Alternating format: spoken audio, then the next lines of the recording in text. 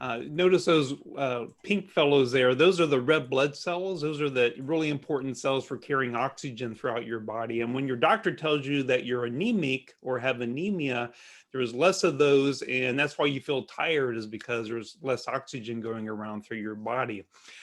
But look at those blue guys. That's what this talk is all about. Those are a type of white blood cell called lymphocytes.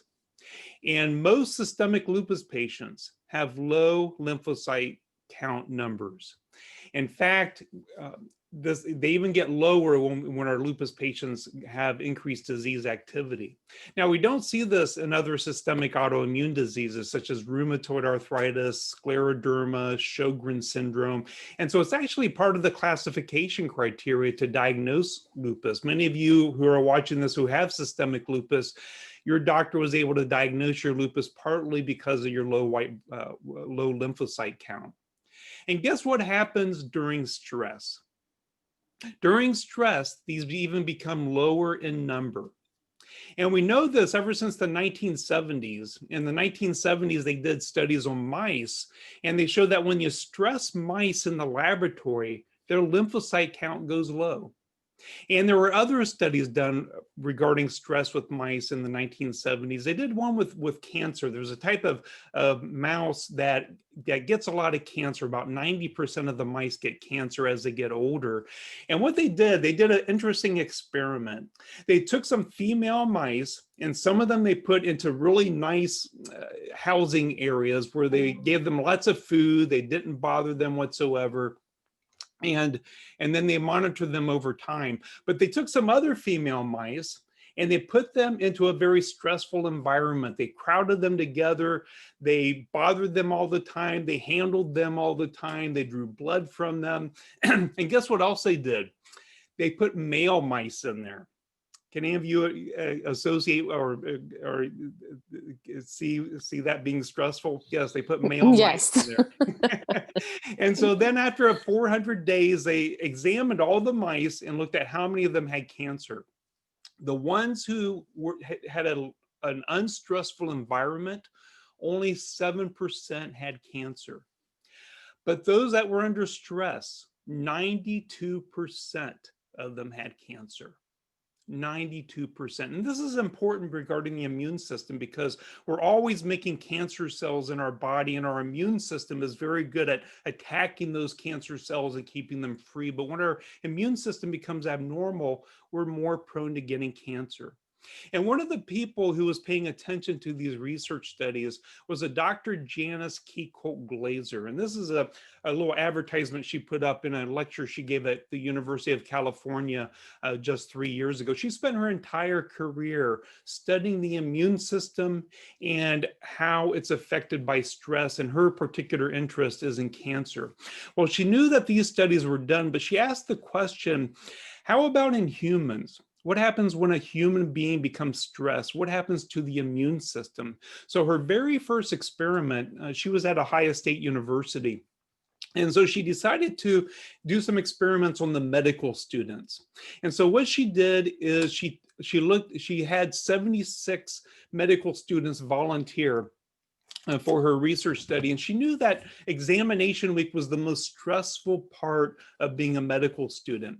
And so what she did, she wanted to look at a part of the immune system called natural killer cells. Natural killer cells are a very important type of white blood cell that's important for keeping away viral infections, but also keeping away cancer cells. These are the ones that attack those cancer cells as they form in our body. So what she did is 1 month before examination week, she drew blood from all these medical students and measured how many natural killer cells there were.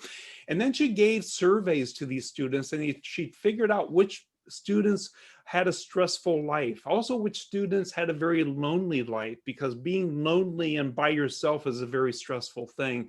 And then which medical students were happy and didn't have any stress at all. And then she measured them again after their first 2 tests during examination week. She measured the number of natural killer cells again. Now, having a low number of natural killer cells means that the immune system is abnormal. And what she showed is that in those medical students before examination week, when there should be no stress, those who had stressful life events had lower natural killer cells than those medical students who did not. Those medical students who were lonely, who had high loneliness levels, had low natural killer cells. And then when did they become low again? In those medical students who had no stressful problems before, they became low again during examination week. Stress was shown to significantly interfere with the immune system. And this is so important because most of you watching this notice that your lupus becomes more active when you have stress. I know many of you who are watching this notice that. And guess what? In 1980, in 2013, a study was done that showed when lupus patients flare, their natural killer cells decrease in number as well as their lymphocyte counts.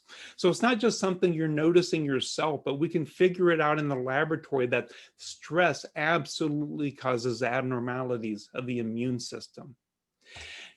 So during this entire time, I'm going to talk about how important stress is in lupus, but also more importantly, how we can hopefully decrease stress. For those of you who are not used to Zoom, what I'm doing with my finger there is I'm pointing down to the chat box. Look at the very bottom of your screen and you'll notice a whole bunch of little icons.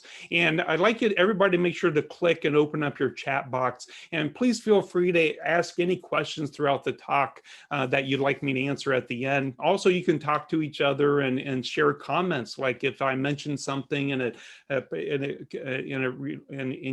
strikes a balance in your life, please feel free to share it. But also notice the reactions button. Everybody should have a reactions button on their screen as well. I'd like everybody right now to click that reactions button, like click the heart or click the hands up sign. In fact, I'll do mine as well. Let me find mine. I don't have one. Oh, there we go. So we see some hands up. So if I ever ask a question, just raise your hand or put a little heart up, or if you like something I say, do that as well. So for everybody, turn it off now. But if you ever notice that your lupus flares during stress, click your reaction button. Let me see your hands and who notices that happens. Does your lupus flare up when you're under stress? And I can definitely see a lot of hands going up. So this is a very important talk this morning. Stress absolutely does cause abnormalities of the immune system.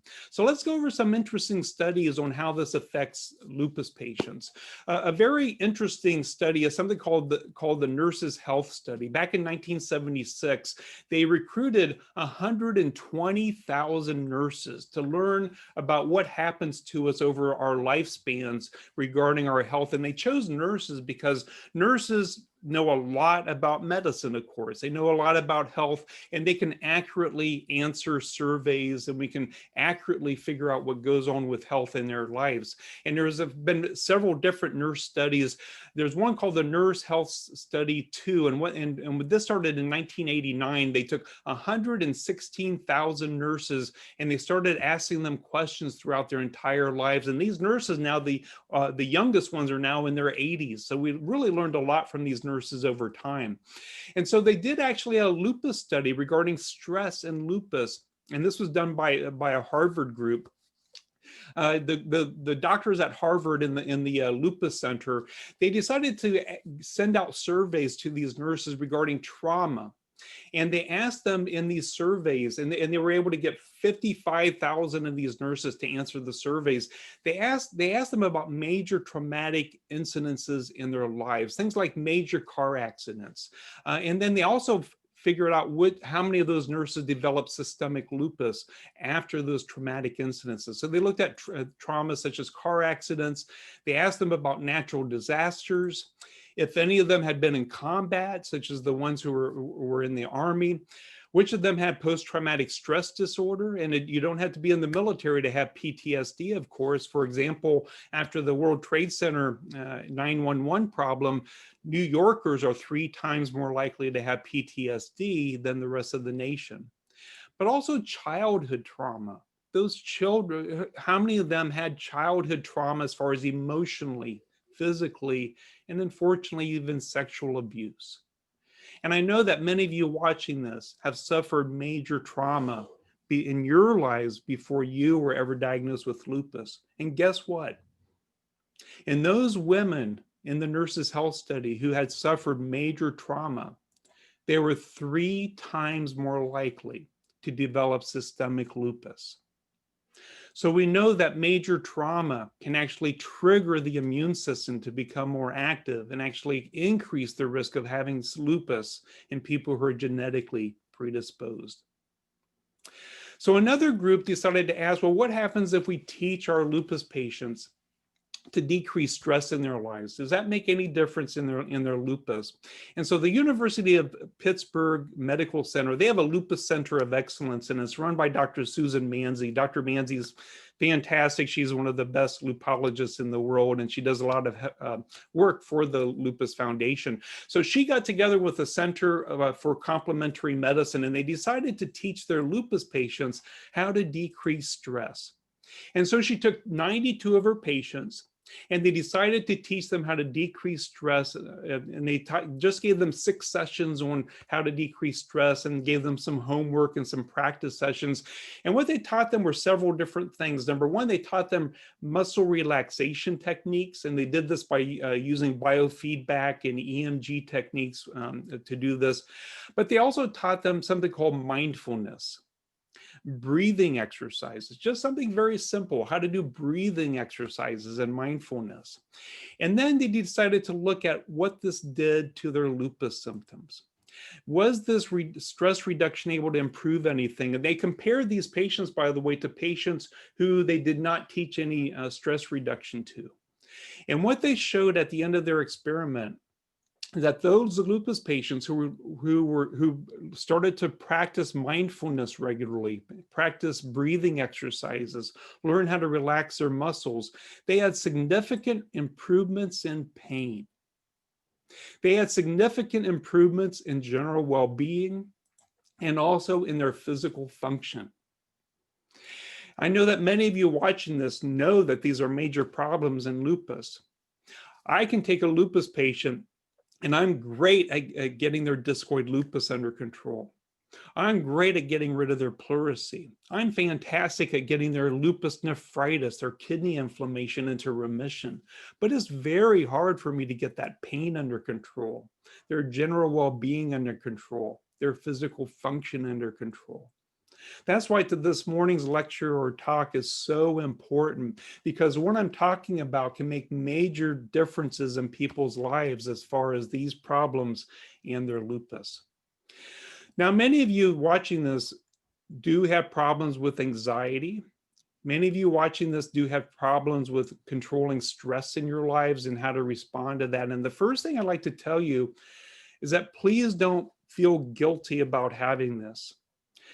Anxiety is important for us humans just to simply being alive. Anxiety is just simply normal. This is a picture of the Pamplona, Spain bull run. And this is just an example of what happens with stress and anxiety. So what happens in Pamplona is they take the bulls once a year and they run them through the streets. And then these men get in front of them, and women, and they run away from them to show their courage and how strong they are. But look at the guys in front of those bulls. Right now, what are they experiencing? Their heart rate has gone up high, their blood pressure is high, they're sweating a lot, their heart's beating quickly, they're breathing harder and faster. These are all because our bodies are automatically programmed to survive. That's what our body wants to do, is survive. And so when we're under a stressful event, our adrenaline increases, our adrenal glands churn out more cortisol, and these chemicals cause all these reactions in our body. And these are exactly the same things that you feel after stress when you become anxious. And it's what we call the fight or flight response. And this is just a normal thing. All of us have this. But what's wrong and what becomes abnormal is when this continues unprovoked. And we call this anxiety disorder. And this is a famous painting, by the way, and I know many of you have seen this. It's called The Scream, and it was painted by a famous painter named Edvard Munch. He's from Norway. And Edvard Munch, he suffered from anxiety disorder. And he describes that this is a self-portrait of him, by the way. He was walking along a road with some friends. It was a beautiful day. The sunset was setting and nature just looked amazing. And all at once he had a panic attack. His heart rate went up. He felt this horrible fatigue inside of his body, like he wanted to collapse, and he felt claustrophobic. This is a picture of his panic attack. When anxiety continues without provocation, then that's anxiety disorder, and that's when it becomes abnormal. And this is a very common problem in lupus. So let's step to where let's have lupus enter our lives. When you get that lupus diagnosis, it's a horrible thing. My patients tell me how it just completely wrecks their lives. And I've had patients tell me how they've gone out into the parking lot and they've sat there in their car and cried after I told them they have lupus. And I know it's a devastating thing. So lupus can initiate this stressful and anxiety type of problem. And each of you watching this who has lupus, you're well aware that lupus has these times of flares. Then it can get better. Then you can have a small flare, a bigger flare, and it waxes and wanes over time. And this is completely unpredictable. You can have one day where you're feeling amazing, and then the next day your lupus can flare, you have no energy, you feel horrible, you have pain, you had a lot of plans that day and you can't do any of them. The unpredictability of lupus itself causes continuous stress over time, and it's no wonder that so many of our patients suffer from anxiety disorder and have so much difficulty dealing with stress in their lives. Well, let's jump to today. March 2020, enter COVID. COVID-19 has changed every single one of our lives. I mean, look at this. This is a picture of a nursing home. The patients in this nursing home, or the people living there, they can't see their loved ones because we know that 20% of them will die if they get infected with COVID. So their loved ones, all they can do is go up to the window to be able to visit them, their loved ones. They can't touch them. They can't hug them. COVID has caused recurrent, constant stress in all of our lives. And I still remember one of my best friends, his dad was one of the first people to die from COVID. He was an elderly gentleman. And he tells me how when the family went to the cemetery to watch his dad get buried, this was very early on and we didn't know what to do about people who die with COVID. They wouldn't even let them in the cemetery. They had to stand outside of the fence. And the only person that was allowed next to the gravesite was the priest. And they used a crane to put the casket into the gravesite because they were just afraid to touch it. They didn't know if they would get COVID just by touching the casket. The priest, after the cemetery, came up to the fence and he told him that he was just amazed at how they just didn't jump over the fence during the cemetery, during the funeral, because it was just such a hard thing to deal with. So we're all dealing with COVID right now. It's constantly stressing us just continuously. Well, now we're entering the holiday season.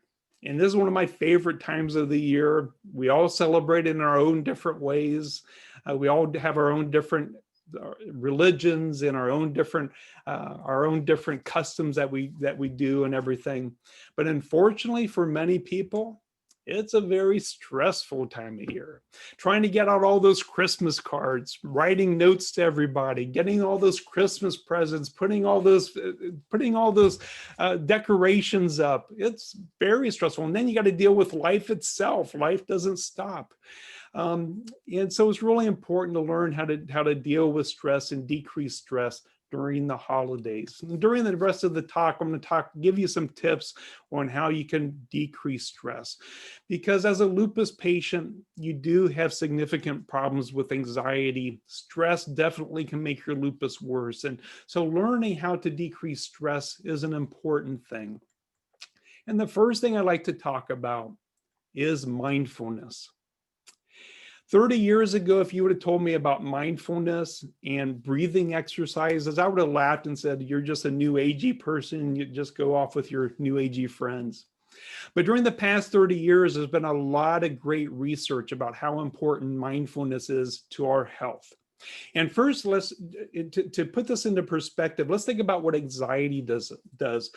when you're anxious and have anxiety, your mind just runs out of control. You try to go to sleep, and then your mind just keeps thinking about what you're going to do tomorrow, or you think about what happened the day before. This person said this to me, and I told them this, and oh, I wish I wouldn't have told them that. Now they think this of me. I wish I would have done things differently. Oh my goodness, I have so many things to do tomorrow. I know that many of you can relate to this. Mindfulness is exactly the opposite. What mindfulness means is that you're concentrating on the moment. You're concentrating on the here and now, and you're keeping your mind from racing. You want to concentrate on yourself, and you want to do it in a non-judgmental way. And one of the best ways to do that is through breathing exercises. And by the way, at the end of my talk, we're going to have a little practice with breathing exercises. The chemical abnormalities that happen with anxiety are reversed when we do something like mindfulness or breathing exercises. And there's a lot of research that's come out in the past 30 years to support this.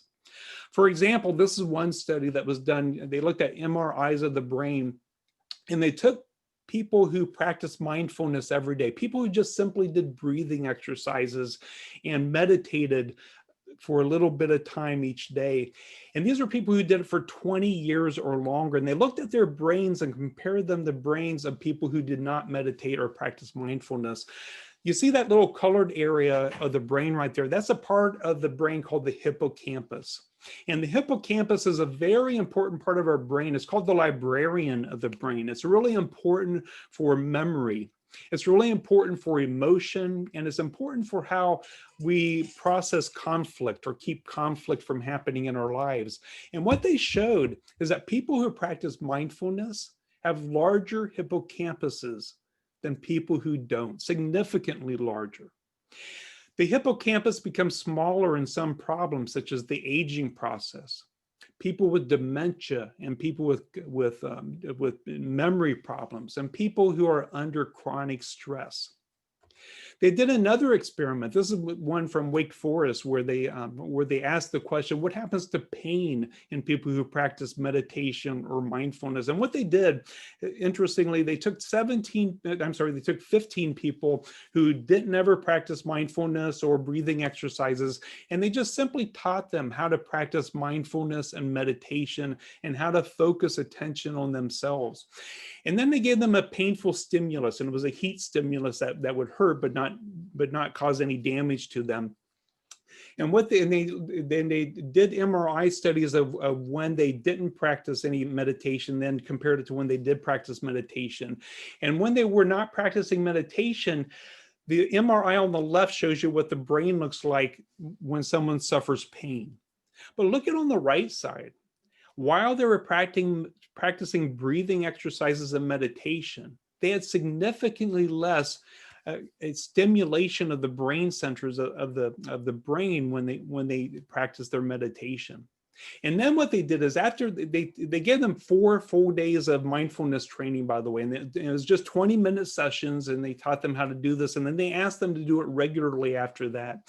And then they did the painful stimulus experiments again, but not while they were meditating, but when they were not meditating. And then they did more MRIs of their brain, and what they showed is that and they compared them to people who were not meditating, by the way.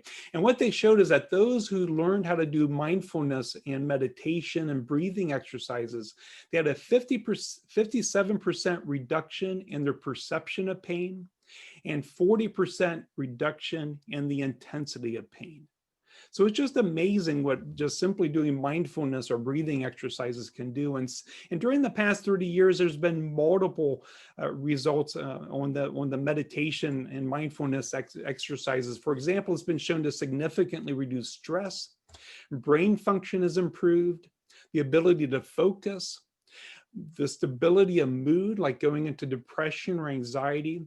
And then memory. Remember that hippocampus, that's so important for memory. Memory is improved in people who do regular mindfulness. And I know most of you watching this probably don't practice mindfulness, but if there's one thing you could take away from my talk this morning, is just do it. Start to learn how to do just 5 minutes of breathing exercises every day. It absolutely works. It absolutely gives you health benefits over time, and it's such a simple thing to do. Most of you have watched my talks before. I've always talked about the importance of exercise, which, by the way, exercise is incredibly important for stress.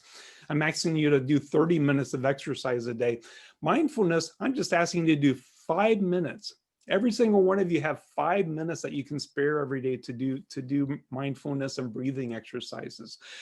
So, but you need some instruction on how to do it, because most of us don't know how to properly do breathing exercises. Well, there's a bunch of apps out there that are fantastic. My recent favorite one is called the Breath Ball. If you go on your iPhone or your Android, it's very easy to find. It's called Breath Ball, and just download it. But it's a medical app with breathing exercises. Not only it has ones that are specifically designed to help us sleep, some for anxiety, some to help with stress, but also there's one for people with heart problems, and there's one for people with breathing problems, people who have asthma, COPD, and other lung disorders as well. So I really like this one a lot. It's very, very simple and easy to do. Now, you don't have to have a smartphone or an app. You can use the internet by going to YouTube as well. There's a couple of if you just do a YouTube search for the things I have on the bottom there, such as mindful breathing meditation. There's also a breathing ball meditation. I like the breathing ball one on YouTube because as you're sitting there and doing the breathing exercises, the ball will get bigger when you're supposed to breathe in. Then the ball gets smaller when you're supposed to breathe out. And it makes it just very simple. At the end of the talk, we're going to do the mindful breathing meditation one, just to give you an example of what breathing exercises are like. I'm going to give you a few extra recommendations on things to do to decrease stress during the holidays. And I have to admit, I stole these from a doctor at Johns Hopkins, Dr. Nita Gould. She's an expert with mindfulness and dealing with stress. And she has a special interest in autoimmune diseases such as lupus. She actually takes care of some of my lupus patients myself, and she does some work for the Lupus Foundation as well.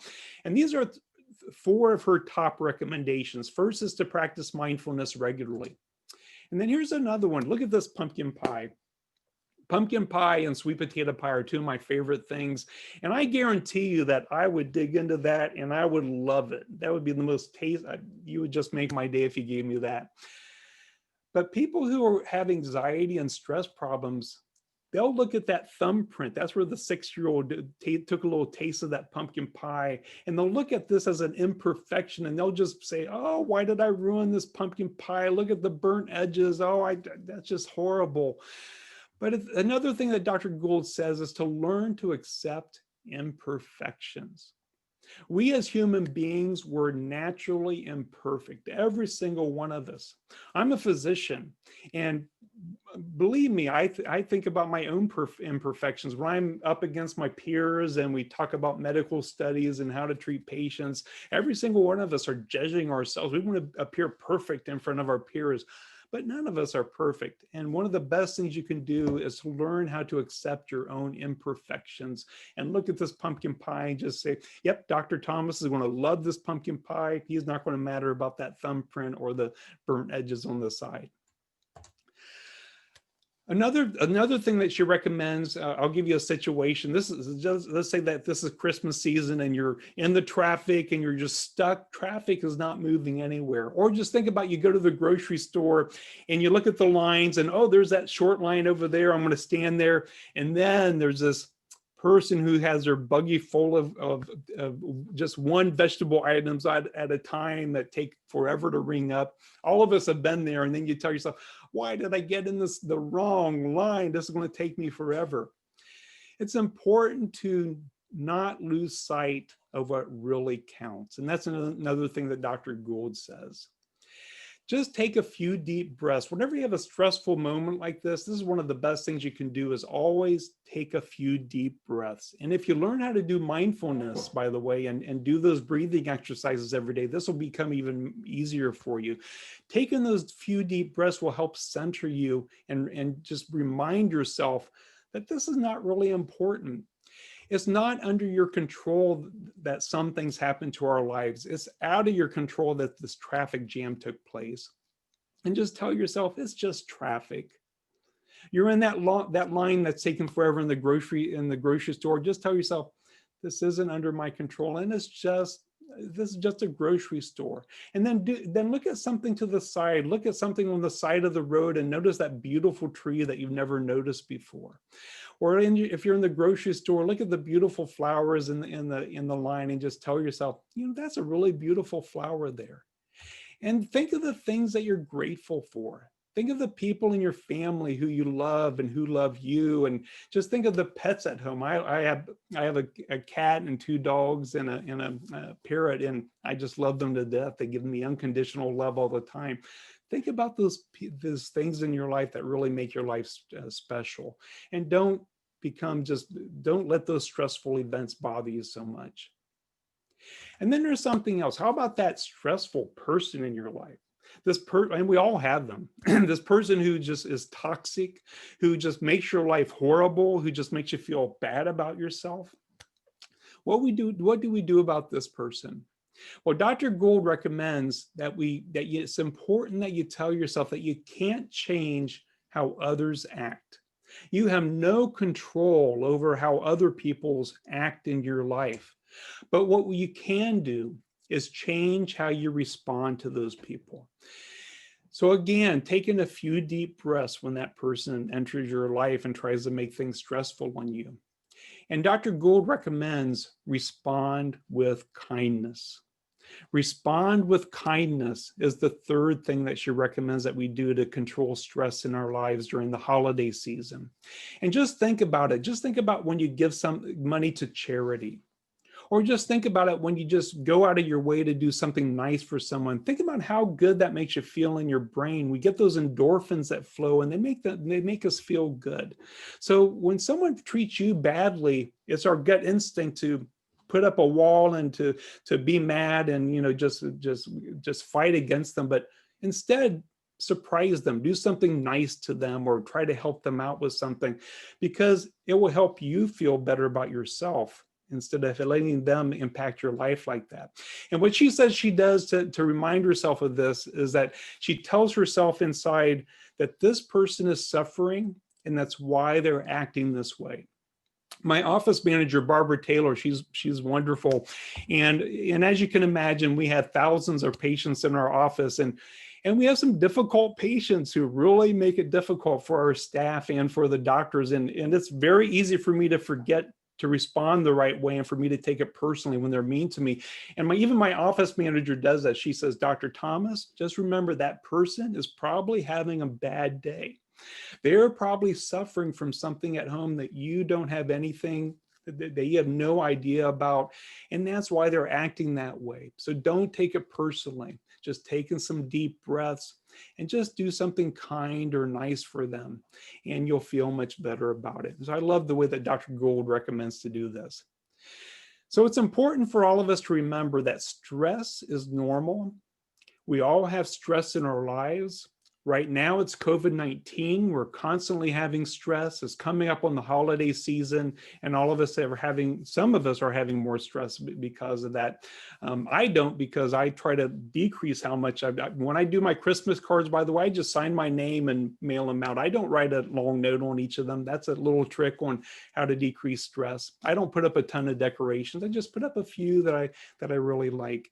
And anxiety is normal. Any of you who get anxious a lot or suffer from anxiety disorder, it's how our bodies were designed to live. But unfortunately, lupus and the flares, they increase the stresses in your life, and it makes anxiety become even more common. So please don't be hard on yourself or feel guilty about having anxiety. It's a normal response, but you can do something about it. And that's what I want everybody to take away from this.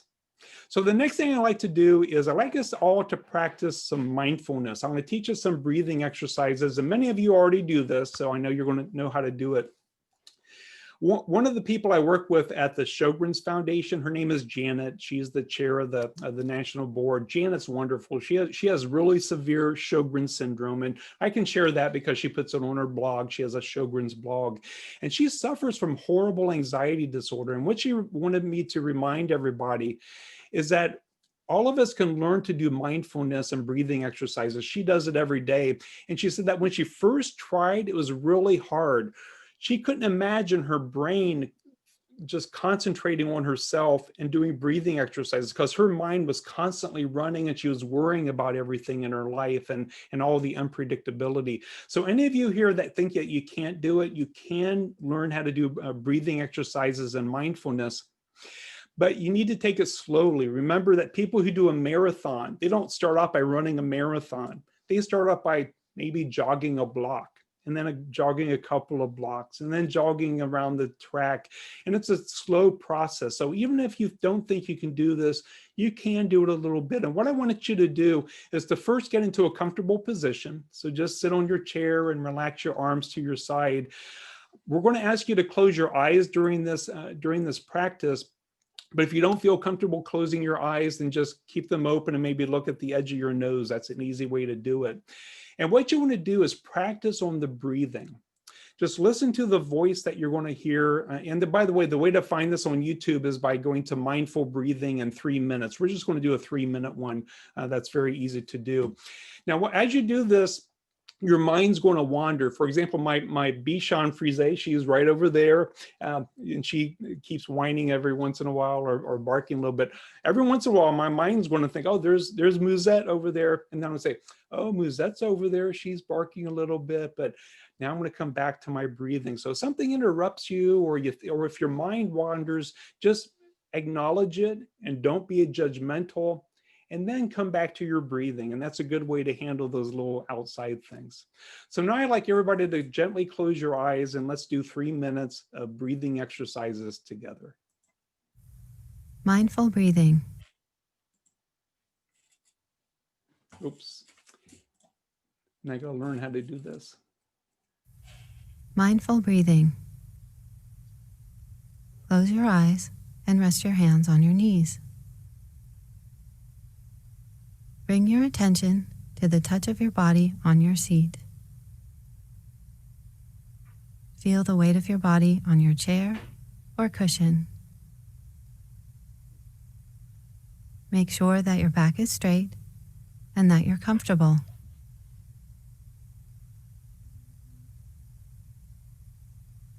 Take a few deep breaths.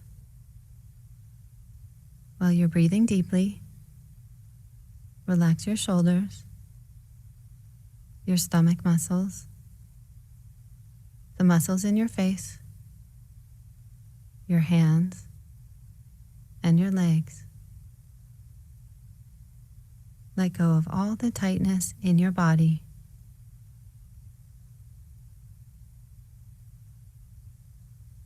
Now bring your attention back to your breath. Notice what it feels like as it enters through your nose, goes down through your throat, filling your lungs, and back out through your nose.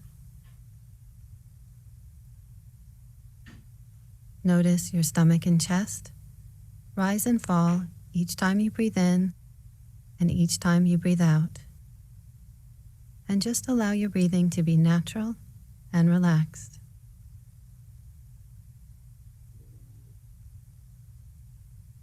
Now bring your attention to the feeling of your breath in your nose.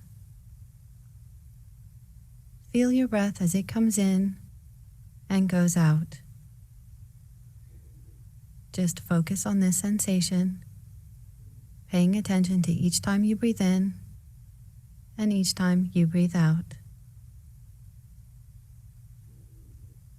As you inhale, maybe your breath feels cool. And as you exhale, maybe it feels a little warmer.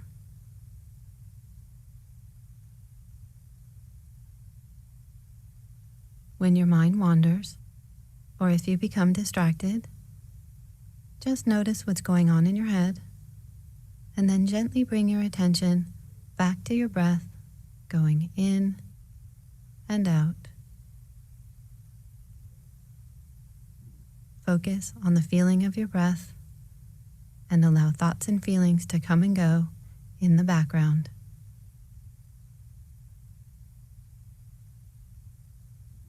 Now gently bring your attention back to the touch of your body on your seat and open your eyes.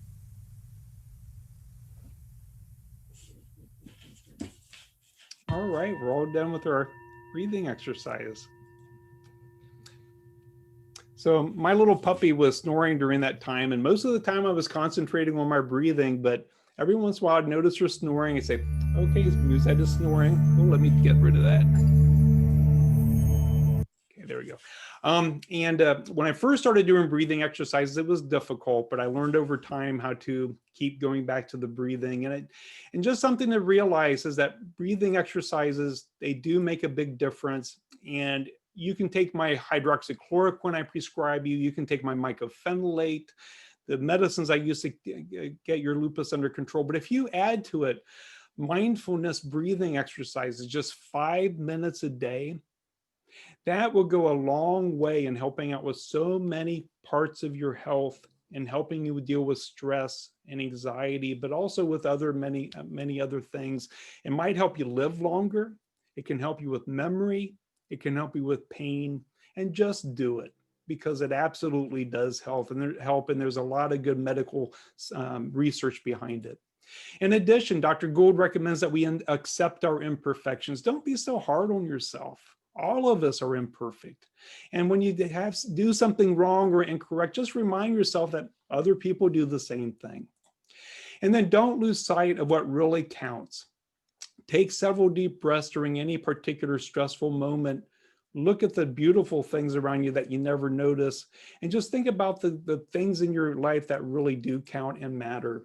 And then respond with kindness. When anybody's being mean to you or giving you a tough time, just remember that they're probably having a very difficult time in their life. There's a lot of other great resources in learning how to deal with stress. This is just a few things, but the Lupus Foundation has a lot of great resources. Just go to lupus.org and just discover all the different pages that they have. And I mentioned Dr. Nita Gould earlier. One of the real things I really love about the Lupus Foundation is that they have something called the Expert Series, and they have a lot of special podcasts that are short and they're very easy to listen to. But Dr. Gould, she gave a really nice podcast when COVID first started, sponsored by the Lupus Foundation, called Mental Health and Wellness.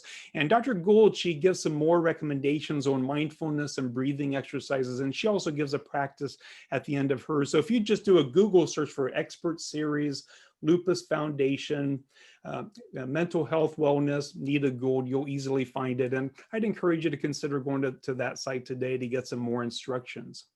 And then also consider going to my own blog, like Sarah very nicely mentioned earlier.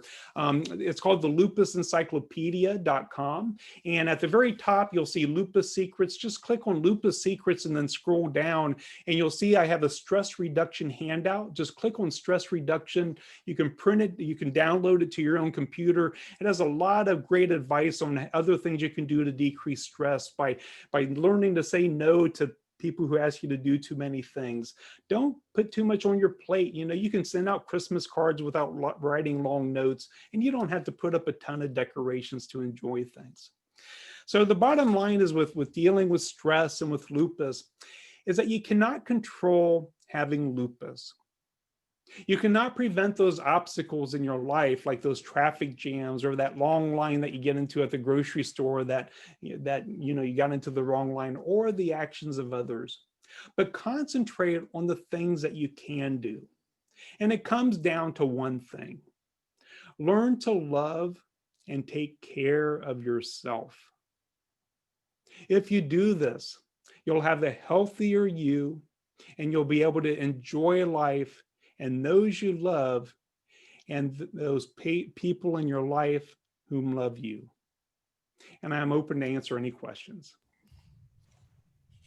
Thank you so much, Dr. Thomas. And that was very helpful. The exercises, the resources. And thank you for giving back today, for giving your time and for being here for everyone to help them, and for what you do for the lupus community. Thank you. Excellent. Good.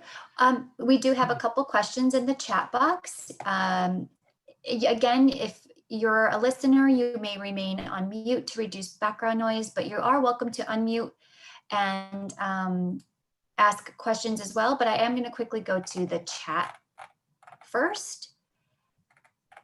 And there is a question. Is there a link between menstrual cycle and flares? I've noticed flares when I'm on my cycle. Absolutely. And I'm glad you asked that. You don't have just to need to ask questions about stress today, but I'm happy to answer other lupus questions. So as you know, 90% of lupus patients are women, only 10% are men. And part of that is because of the hormonal influences, especially estrogen. Lupus happens most commonly in women of childbearing years, and it's because of the estrogens and female hormones that are floating around. After menopause, lupus oftentimes gets better because of the decrease in those hormones. And it's not uncommon at all for my lupus patients to tell me how they get a flare of feeling incredibly fatigued and joint pain, and their rash becomes tender. And it is because of those increased hormones like estrogen around the menstrual cycle. So it's not a figment of your imagination. It absolutely happens. And by the way, today our goal with treating lupus is remission. And if you're having recurrent flares around your menstrual cycle, you and me as your doctor cannot accept that. We want to get rid of that. We want to get into remission. And so we always want to change your therapy around or escalate your therapy to get rid of it. So if you're having flares around your menstrual cycle, discuss it with your doctor and say, I want to do something more to get control of my lupus better. Excellent. Thank you. To the person who wrote that question, you're welcome to unmute and add to that if you'd like. There was another, okay. What is a good lymphocyte count in our blood workup? It varies by the laboratory. All laboratories, they send your blood. The way that they usually count the lymphocyte count is through a very fast way where they put it in a machine, it runs through, and then the machine counts the lymphocytes. And this actually varies from lab to lab because they have different standards at each lab. But generally, a lymphocyte greater than 1,500 is a normal lymphocyte. However, the American College of Rheumatology, in their 1997 classification criteria, state that a lymphocyte count less than 1,000 is what we accept as far as making the classification criteria for systemic lupus. And so generally it's anywhere below 1,000 or 1,500. A severely low white lymphocyte count would be if it's less than 400 or 300. Thank you. What is considered remission? How long without a flare? That's a good question, of course, as well. And first thing I'd like to say is today there's a great concept out front that comes from Duke University, Dr. Pisetsky, who's a world-renowned lupus expert. He tells us that we need to think about lupus in two different types. There's type 1 symptoms and type 2 symptoms. Type 1 symptoms are the inflammatory symptoms of lupus, like the malar rash, the discoid lupus, the pleurisy, the lupus nephritis attacking the kidneys. Those are due to inflammation. When I talk about remission, and also inflammatory arthritis. When I talk about remission, I'm talking about getting those into remission, getting rid of them completely, having normal blood results when we look at it, and using our anti-inflammatory medicines like hydroxychloroquine, prednisone, mycophenolate, methotrexate, Benlysta, etc. Type 2 symptoms, those are the ones that are so hard to treat. That's the chronic pain, the fatigue, the difficulty sleeping at night, the difficulty with memory and lupus fog. Unfortunately, those do not improve when we treat lupus, the disease, the inflammation. And so when I talk about remission, unfortunately, it doesn't include those problems because those are so hard to treat. And that's the hardest part about treating lupus. But when I talk about remission, it's about the inflammatory problems as far as getting it under control. Excellent, thank you. Someone mentions I did not start having lupus flares until I retired from a fairly stressful job. Is it possible that retirement was more stressful than I thought? That's a good question. Or did your lupus start when you're under the stress? And this is important to remember, is that the way you develop lupus is first you have to be genetically predisposed. You're born with the genes that cause it. We've identified close to 150 genes now. And then something triggers those genes to turn on and the immune system becomes active. And then it starts to make those antibodies that you know about, that ANA or that anti-nuclear antibody, anti-SSA, anti-double-stranded DNA. And these are occurring way before you notice any symptoms or problems at all. And then at some point it gradually gets worse, and then you start to feel your arthritis and your fatigue and your pleurisy, your Raynaud's phenomenon. So things are happening way before you notice those symptoms. And so it's very probable that your lupus actually started during the stressful time or at some other trigger before you started to feel sick. Here's a diet question. Do you recommend cutting out processed foods to control or reduce inflammation? Absolutely. Processed foods are just so bad for us anyways. There's more and more great research showing that proper diet is very important in systemic lupus patients. There's some good research being done showing that an anti-inflammatory diet can be very beneficial in people with autoimmune diseases. Also probiotics in foods, not in supplements. We don't recommend supplements, by the way, but probiotic rich foods can help out the immune system, it looks like. Prebiotics as well. And if you go to my lupus blog, lupusencyclopedia.com, I recently put in 2 really nice blog articles about the importance of diet. And so if you go there, you can learn what we know now about diet and helping out with lupus. And it doesn't talk about processed foods, but processed foods are just bad for us anyways in so many different ways. But try to stick by the anti-inflammatory diet that I put in my blog. Great. I did put those links in the chat, so you could scroll up and get those, and I'll also include them in our follow-up email. What are some tips for someone who finds that they get stressful while at work? What are some exercises or tips? That's a good question, because all of us get stressed at work. I get stressed at work. I easily get stressed at work.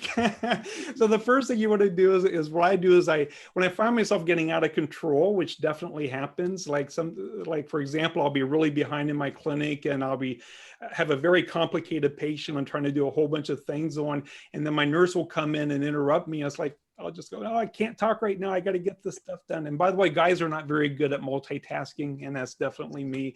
And so she'll know that I'm in a bad place and she'll leave me alone. But then I got to say, okay, Dawn, taking some deep breaths. This isn't the end of the world. You'll get your stuff done. And that's how I find myself doing it, because you don't have a whole lot of time at work. And those breathing exercises absolutely work. Just taking 5 minutes during your lunch hour to do those breathing exercises. There's no magic trick, except there are some little tips and tricks, like taking a few seconds to do those deep breathing and just reminding yourself that there's important things in life, unimportant things in life, and some things are just not in your control. And we can only do what we can humanly do.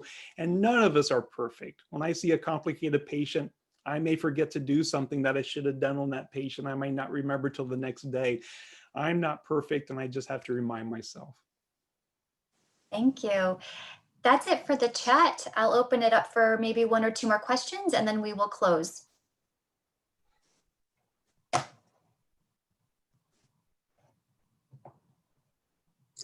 Hi, Dr. T. This is Angel. I don't have a question. I just wanted to commend you and thank you so much for coming on and sharing with us today. It has been absolutely amazing, as always, from you. I love how you took the time to explain everything to us in a detailed way where we can understand and we can use it, not just today, but for always, not just during the holiday season, but every day of our lives. So I want to personally thank you on behalf of all of us, all of our lupus warriors. You're awesome. And thank you too, Cindy, for all your hard work and all that you do. Well, thank you, Angel. And by the way, Angel's very active with the Lupus Foundation. She's good on social media. So thank you, Angel, for doing all that. And everyone watching this, by the way, if you're not involved with the Lupus Foundation, please do so. one of the things I hear continuously from my patients is that one of the best things they've ever done was volunteer for the Lupus Foundation, because all at once they connect to other people with lupus and they find a purpose in their life. And their lives just totally turn around to where they find that lupus actually changes their life in a positive way. I just hear that all the time, and Angel's a living example of that. So thank you, Angel. 100% agree. Thank you. And if you're ever interested in connecting peer-to-peer, you can always contact me, and I'm happy to connect you to others, as well as I mentioned Lupus Connect.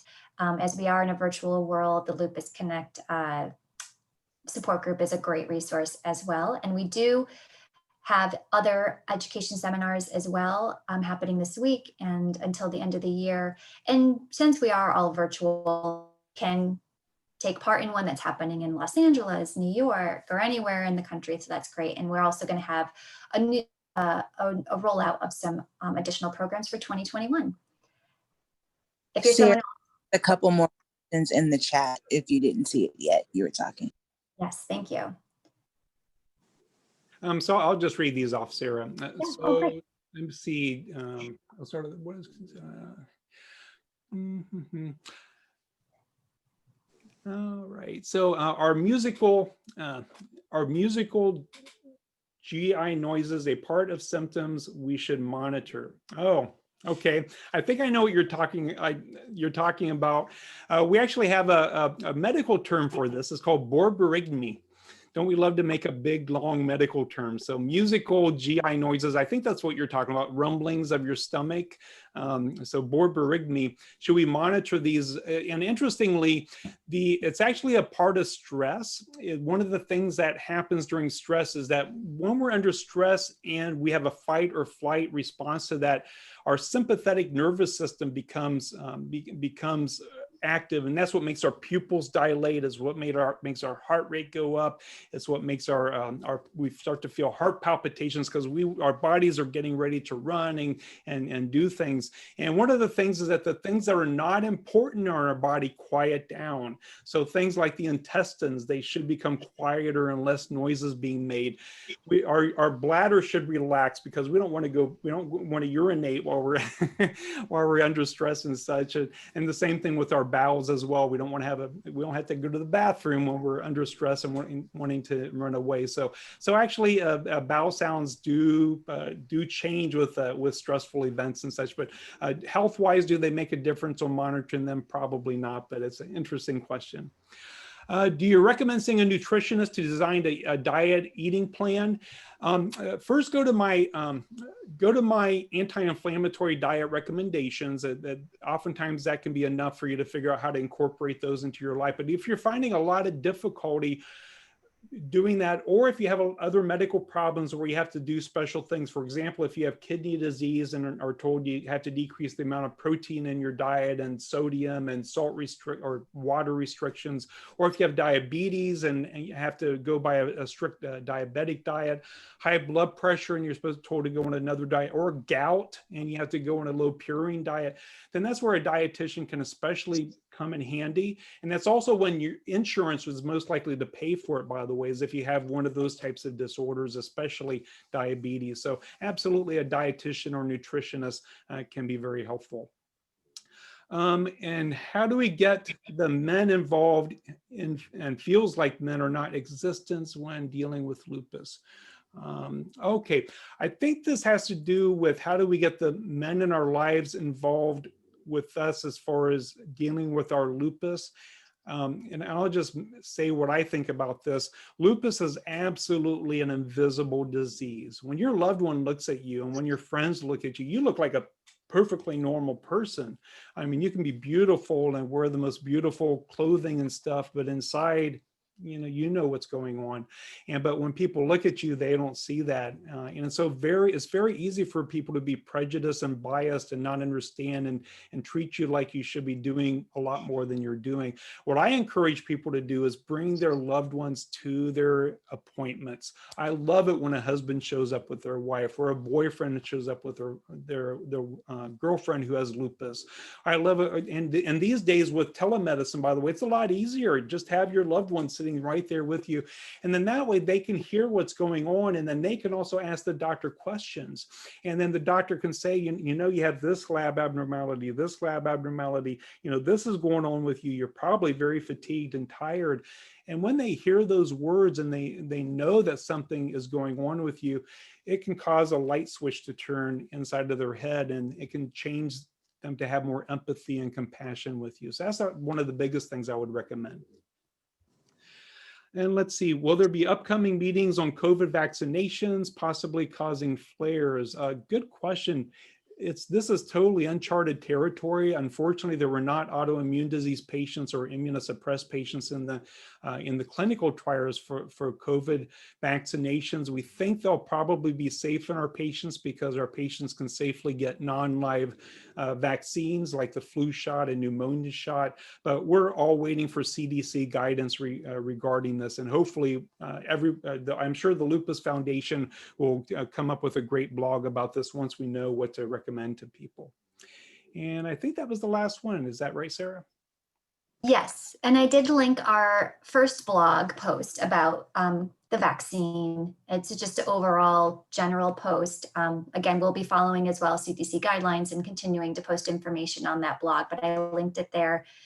And we are already, I'm sure we will have some 2021 seminars specific to the vaccine as we get more information. Yes, and I'll definitely do a blog on it too. So if you go to my blogging site, just make sure you sign up for my email list. And when I do that, I'm going to send out an email to everybody on the email list, and I'll put that up as well. And I'll link it to the Lupus Foundation site as well. Excellent, good. I'm going to put a link here in the chat box for the survey. So you're welcome to click on it now and open up a page if you're on your mobile device or iPad or computer, and I'll also follow up with an email with resources. And this has been recorded. Dr. Thomas, your portion has been recorded. So we will also have that to share. Well, I want to thank everyone for their time today. Thank you, Cindy, sharing us and lupus resources. Thank you, Dr. Thomas. And I'm wishing you all a nice holiday season. Take a deep breath. We all have to remind ourselves that was excellent. I know I do as well. So yes, I will conclude the meeting if there are any other questions or anything. Thank you, Sarah. Yeah. Happy holidays. Happy holidays. Happy holidays. Be safe. Thank you. Thank you. Sarah. Hello, Sarah. Yes. Yes, my name is Rumabit. My English is not good, but little bit I'll understand. I'm from Ethiopia. I have lupus. My lupus is SLE, and I have pain joint, and my hand end is shake, like my hair is follow, and yeah, I have some problem. Yeah, I don't know. Glad you were on this call today to hear more from Dr. Thomas and to get some resources. And you can also put my email here if you have any additional questions. And we can connect as well after the call. Thank you.